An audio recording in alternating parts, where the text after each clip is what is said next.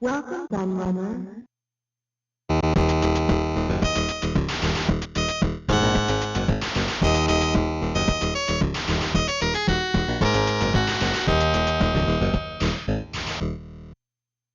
A couple of months ago I made a video looking at the top 20 consoles of all time as voted for by you, my viewers, and the retro gaming community at large. In that poll, spoiler alert, the Sega Mega Drive or Genesis, to those of you in North America, was the eventual winner, so I thought it was only right to make a video looking at the greatest games on the greatest console.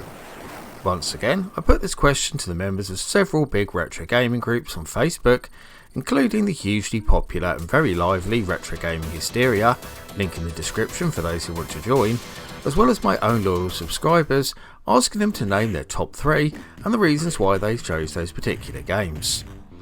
Following the same rules as before, I awarded 3 points to your first choice, 2 points to second and 1 point for third. I then counted up those votes to decide the final placings, and in the case of games having the same number of points, I then went to the number of votes awarded, followed by the number of first place votes to decide the final ranking. In this particular video, I actually had to use both of these tiebreakers, as there were quite a few that finished level on points, especially in the lower placings. Although I should add that rather interestingly, the difference in votes between the games ranked 1 and 2 is the biggest I have seen in any one of these vote-based videos. There weren't really any surprises for me in terms of the games that made up the final list, the top 10 in particular, but there were a number of games that I was really shocked to see get 0 votes. Amongst the prestigious titles that you all ignored are Street Fighter 2, Desert Strike, Columns, Echo the Dolphin, John Madden, Sensible Soccer and Outrun. But I don't want to give away more spoilers with regards to the titles that did make the top 20 and indeed the top 40, which I will upload exclusively for my patrons in the next couple of weeks. So it's time to start counting down. Gotta go. Hey guy, you're the first serious gamer I've seen all morning. Check this out. Brand new 16-bit Super Nintendo with Super Mario World. Wow! Oh, what's this one? Oh, this is a Sonic the Hedgehog from Sega Genesis. Hey, look at these radical colors, huh? Wow, Sonic's fast, too. No, over here. I like Genesis, and it costs a lot less. Wait, kid, that game I'll there. take Sonic and Genesis. I knew that. Sonic the Hedgehog. More action, more speed. Sega Genesis, it's a whole lot more for less. It might have been the first Mortal Kombat game that caused all the controversy, especially as far as the Mega Drive version goes, as the rival SNES version was missing all the blood and many finishing moves, but there's no doubting that the sequel is the better game. You all thought so too, which is why it snuck into the final place in this top 20.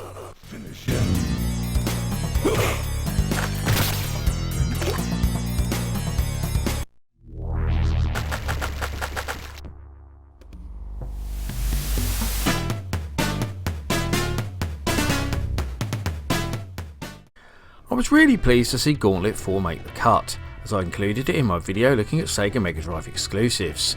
For me, this is the ultimate Gauntlet game, taking all the best features of the first 2 games, then adding a bunch of its own, including some RPG-like features. I'd rank it higher personally, but you ranked it in 19th place. Ooh.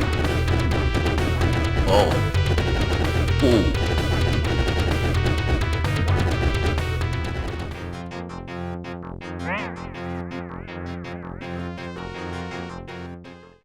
From one 10-game game to another, as in 18th position we have Pit Fighter. Now I absolutely love this game, and regard the Mega Drive version as the best home port, but I know the game has a somewhat unfair reputation in the present day, with a lot of people spinning some kind of weird narrative about it being a terrible game. Thankfully its place in this list vindicates my view.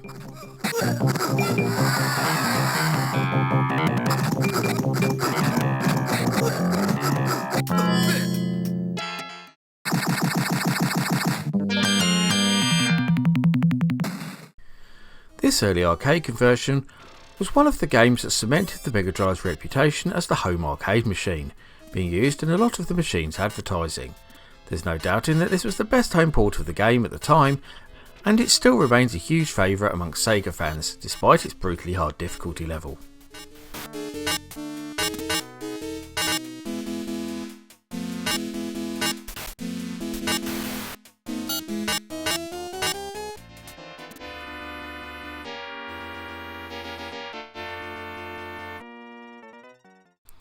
The Thunder Force series has become synonymous with the Mega Drive over the years, and there has been a long running argument over which of the games is the best. I've always favoured the second one, but I mostly see people wax lyrical about the third, so I was surprised to see you only vote for the fourth game, as it sits pretty in 16th place.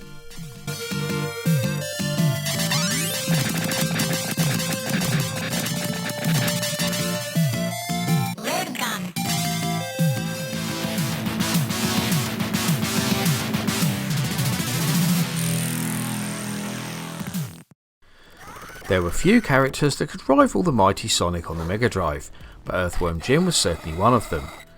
He was so popular at the time that he even spawned comic books and his own cartoon series. He was all set for revival in the present day too, with a new game for the ill-fated Intellivision Amico. But let's not go into that train wreck here.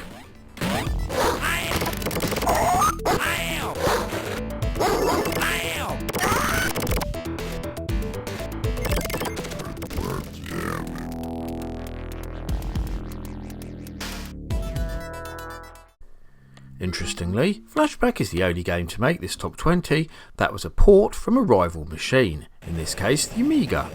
We could be here all day arguing over which of the many versions of Flashback is the best, but all we need to know is that you voted for Delphine's classic arcade adventure in large enough numbers to rank it in 14th place.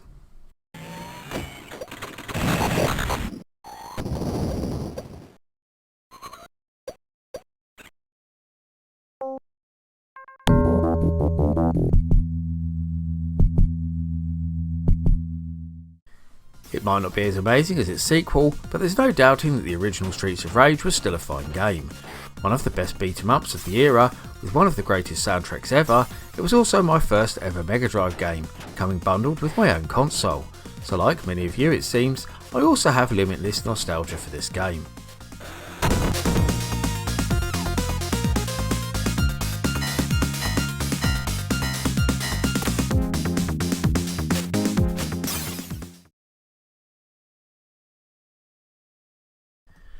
Lots of people will try and tell you that Sonic 3 is the best game starring the iconic blue hedgehog, especially if you combine it with Sonic and Knuckles.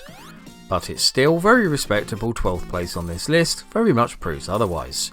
I'd moved on to the Atari Jaguar by the time this one came out, but it remains a firm favourite of my younger brother, who wisely purchased it back in the day.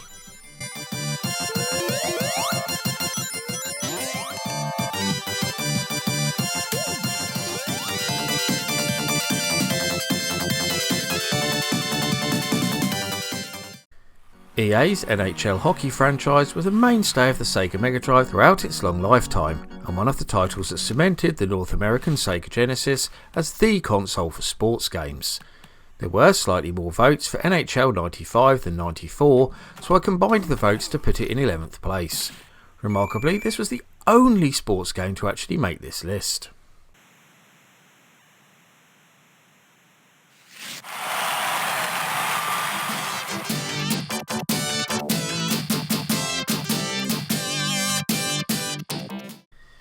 As we enter the top 10, we're introduced to another Sonic rival in the form of Sparkster, and his very first game, Rocket Knight Adventures.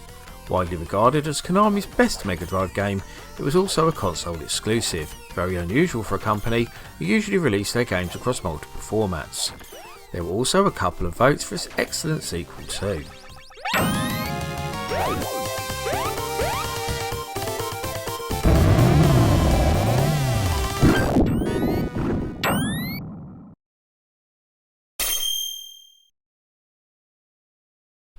Another series that is synonymous with Sega's 16-bitter is Shinobi, and there's no doubt in my mind that this third game is the best of the lot.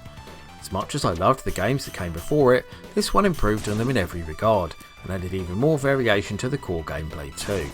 This is certainly a game that would rank very highly on my own personal list.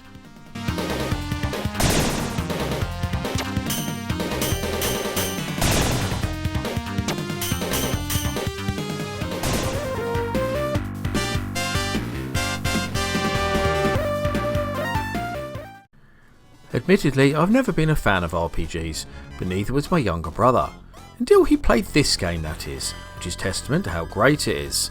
Shining Force was the first RPG he ever bought and really fell in love with, so I'm sure he'll be very pleased to see it here in 8th place, showing that many of you share his huge amount of nostalgia for the game too.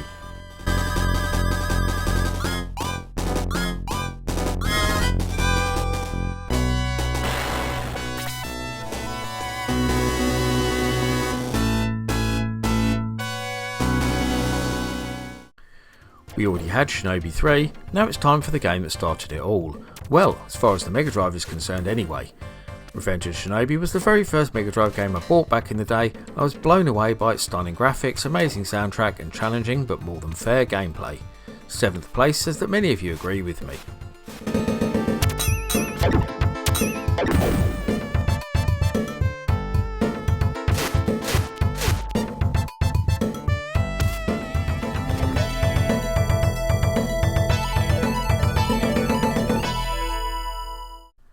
As great as the original Road Rash was, this sequel is just so much better. It took an already winning formula and improved on every single aspect, adding things like nitros, new weapons, and most importantly, an amazing split screen 2-player mode. It more than deserves 6th place in this countdown and is the highest ranked game from EA on this list.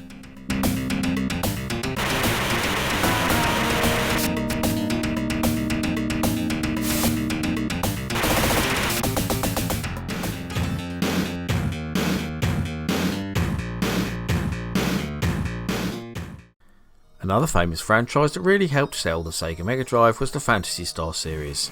Although there were also votes for the second and third games, it was the 4th and final game that swept up the largest chunk.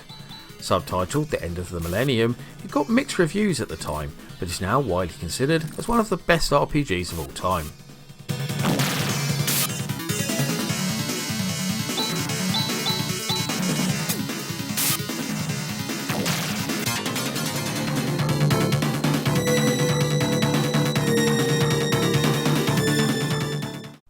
If the question had been which game is most synonymous with the Sega Mega Drive, then I have no doubt that the first Sonic the Hedgehog would have won.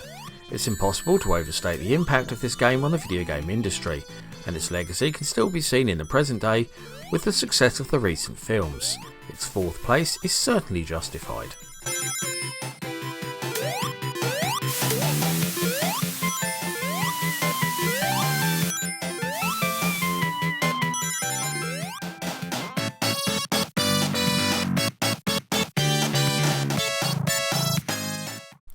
In a top 10 absolutely dominated by franchises, I was so pleased to see Treasure's Sublime Gunster Heroes claim the bronze medal. This was one of my own personal votes, and it's one of the Mega Drive games that I go back to most often, despite the fact I never actually owned it back in the day. This is the type of game that shows the Mega Drive's blast processing at its very best.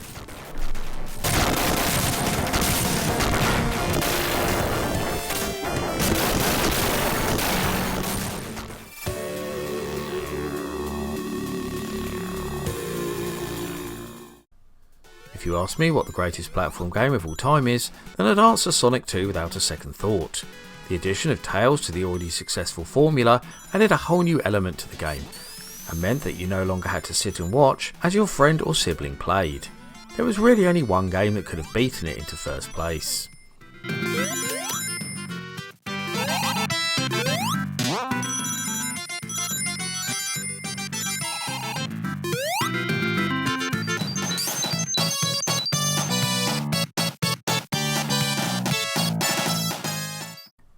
In my mind, Streets of Rage 2 is not only the greatest Mega Drive game of all time, it's the greatest video game ever, full stop. As great as the original Streets of Rage was, this sequel is a huge upgrade with far superior visuals, more moves, bigger levels, and an even better soundtrack. It's worth noting that Streets of Rage 2 got nearly 4 times as many votes as Sonic 2, which says it all for me.